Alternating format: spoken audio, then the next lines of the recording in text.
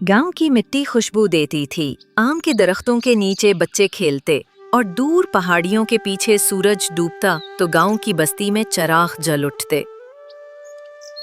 इसी गांव के कच्चे मकान में एक गरीब किसान राजू अपनी बीवी गीता और नन्ही बेटी रिम्भा के साथ रहता था। उनका घर छोटा सा था, छत भी पुरानी और कच्ची थी, लेकिन दिल बड़े थे। इस साल बारिश कुछ कम हुई थी, खेत सूखे पड़े थे और कुआं भी प्यासा लगता था।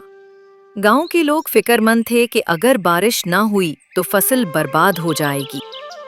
रिम्भा, जो महज 7 साल की मासूम बच्ची थी, रोज रात को आसमान की तरफ देखकर दुआ करती, ऐ बादलों के राजा, हमारी धरती को पानी दे दो, बाबा के खेत हरे हो जाएं।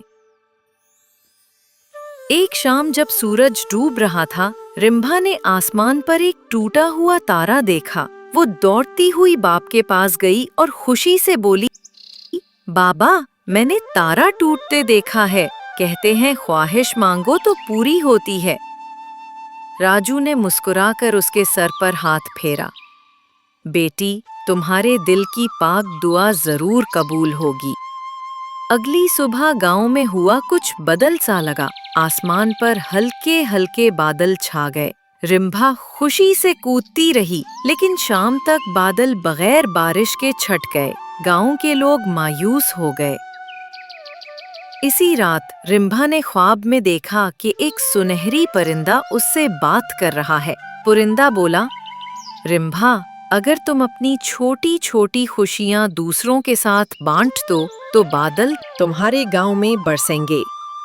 अगले दिन रंभा ने अपने खिलौने और कुछ लड्डू मोहल्ले के बच्चों में बांट दिए। वो मासूमियत से कहने लगी, हो सकता है बादल खुश हो जाएं। गांव वाले ये देखकर हैरान रह गए।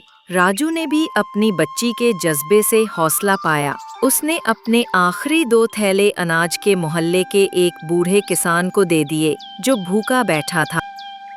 इस रात आसमान फिर घने बादलों से भर गया। हवा चलने लगी और बिजली चमकी। रंभा खिड़की के पास आकर खड़ी हो गई।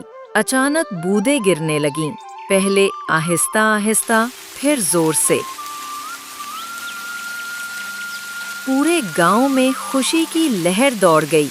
बच्चे बारिश में नाचने लगे, औरतों ने आंगन में दिए जलाए और मर्दों ने शुक्राने की दुआएं पढ़ीं। राजू ने अपनी बेटी को प्यार से कहा, देखो रंभा, तुम्हारी मासूम दुआ और मोहब्बत ने बादलों को बुला लिया। गीता की आंखों से खुशी के आंसू बह निकले।